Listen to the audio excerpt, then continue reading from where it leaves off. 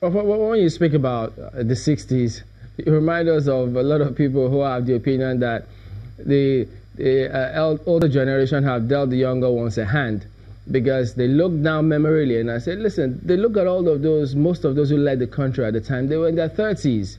But these days, you look across Africa, you look in Nigeria, they just want to sit tight. They don't want to let the younger ones come in. But they keep saying the younger people are the leaders of tomorrow.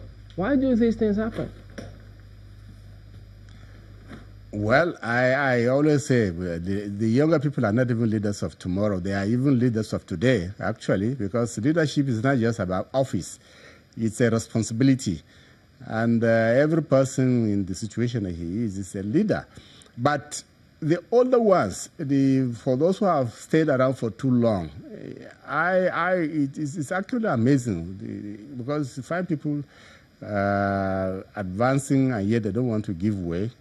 And that's primarily because our system of leadership is not about service. It is about resources by and large. Very few people out there are concerned about solving the problems of society. Instead, they are all about themselves, their families, their children, and all that. And people should be able to distinguish between these kind of characters. And it's not difficult. Because any person who has attained the age of 50 and above, will have a record. If he doesn't have a record, then that's a problem. He should not be trusted with the leadership at all. So people should be able to look at people's records and see and project whether they can be trusted again with further responsibilities. This is what we should be doing.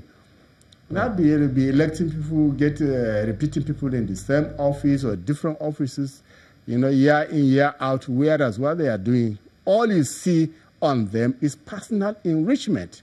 That should be a reason for people to not to be elected at all.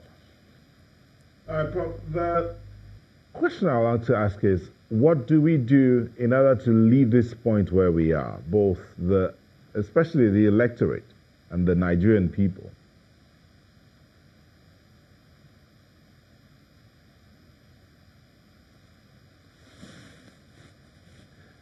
Prof, the question I asked was, what do we do in order to leave this point where we are, where it looks as if the leadership recruitment process is wrong or is not right?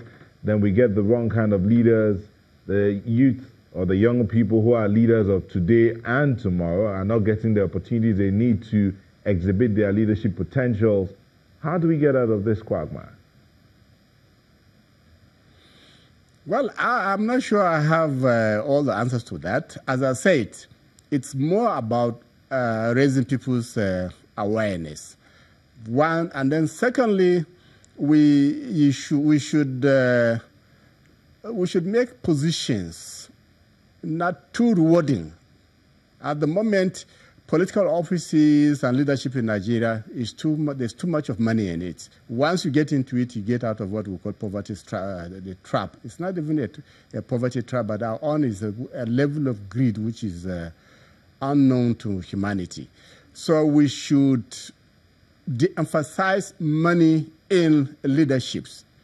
That's the starting point. If we do that, we will not get the right type of people who will now go in order to develop our society and community. But as long as the reward system in our polity is so huge, then this competition will continue, and then we will continue to have people who are not concerned about leadership. How do you see us dealing with tribalism, ethnicism, nepotism, so as to allow the best people getting things on merit if we need to move the country forward? Well, tribalism and nepotism are instruments which people use actually to manipulate themselves into office because they will not be advocating ideas and objective ideology because they know that that's not actually their objectives. So if we, again, emphasize on people who will serve get the voters to get aware that people who get elected on the basis of tribalism don't go back to their tribes to share money. On the basis of tribalism, they don't provide infrastructure on the basis of tribalism or nepotism. They go out there and serve themselves. So the fact that, for instance, we have a minister from every state as constitutional prescribed does not mean that minister will now provide all the necessary infrastructure for that state. These are all some of the false assumptions that we have in the country. So what we still need are people who are driven by service, and then I keep on emphasizing, we take away money from too much of reward in political leadership, whether somebody is a minister or a member of the legislature or howsoever defined. They shouldn't be rewarded too much.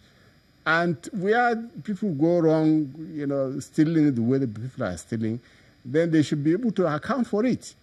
If we show examples through convictions, through trials, all over the place successfully, then we should be able to get across, send a very powerful message to the people that, look, you can't come in and steal public resources to the detriment of the development of the country and the community and get away with it. How long, however long it takes.